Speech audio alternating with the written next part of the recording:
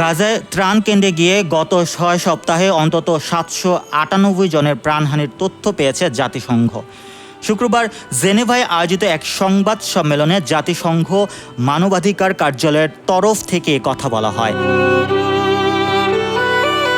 British বার্তা সংস্থা Reuters এ খবর জানিয়েছে। সংস্থাটির মুখপাত্র রবিনা সামদাসানি বলেছেন, গত ২৭ মে থেকে ৭ জুলাই পর্যন্ত ৭৯৮ জনকে ত্রাণ কেন্দ্রে হত্যার হিসাব পেয়েছি আমরা। এর মধ্যে ৬১৫ জন মারা গেছেন গাজা হিউম্যানিটেরিয়ান ফাউন্ডেশনের কেন্দ্র থেকে এবং বাকিরা নিকটবর্তী অন্যান্য মানবাধিকার সংস্থার ত্রাণবহরের কাছে। জিএইচএফ হচ্ছে যুক্তরাষ্ট্র ও ইসরায়েলের সমর্থনে পরিচালিত একটি ত্রাণ সংস্থা, যারা মূলত মার্কিন বেসরকারি নিরাপত্তা ও লজিস্টিক কোম্পানির সহায়তায় গাজায় খাদ্য বিতরণ করে থাকে। তারা জাতিসংঘের নেতৃত্বাধীন ত্রাণ ব্যবস্থাকে পাশ কাটিয়ে কাজ করছে। Mohammad Rasel, news 21 international desk.